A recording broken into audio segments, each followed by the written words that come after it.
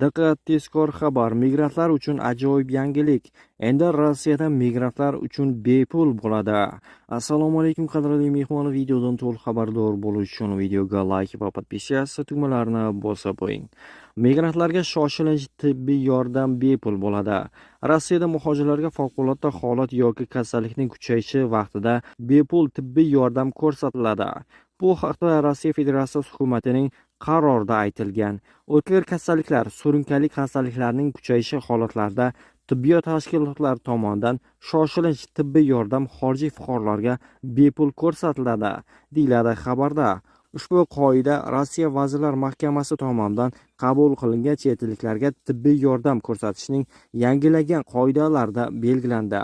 Ushbu qoidalar 2025-yil 1-sentyabrdan kuchga kiradi va 2031-yil 1-sentyabrgacha amal qiladi. Moskvada Andrey Belousov o'zbekistonlik hamkasbi Shuhrat Xolmuhammedov bilan uchrashdi. Belousov O'zbek SSRning ulug' vatan g'alaba qo'shgan hissasini qayd etdi hamda Qizil maydondagi paradda o'zbek harbiylarining ishtirokini muhim deb atadi.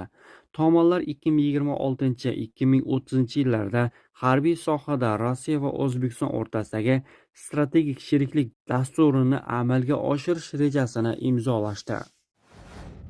Mironov migrantlarga davlat hisobidan uy-joy berilishidan norozi. Deputat Sergey Mironov Rossiya bosh prokurori Igor Krasnov nomiga maktub yo'llab migrantlarga davlat hisobidan uy-joy subsidiyalar va sertifikat berilishining qonuniyligini tekshirishni so'radi. Bu haqda TASS xabar berdi.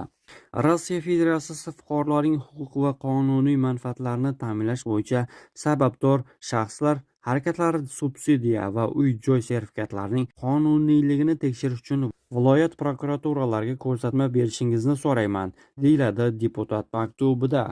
Mironovning ta'kidlashicha, so'nggi vaqtlarda yaqinda Rossiya fuqaroligini olgan shaxslar tomonidan uy-joy subsidiyalari va sertifikatlarni noqonuniy olish holatlari ko'paygan. Kechagi migrantlarga davlat byudjeti hisobidan uy-joy berilishi va bu jarayonda mamlakatning muqim aholisi yillab uy-joy sharoitini yaxshilay olmayotgan insonlar chetda qolib ketayotgani xavotirli holatlar, dedi deputat. Uning so'zlariga ko'ra, uy-joy sertifikatlari ajratish mexanizmi yetarlicha ishlab chiqilmagan. Beriladiganlar ro'yxati jamoatchilikdan yashiriladi.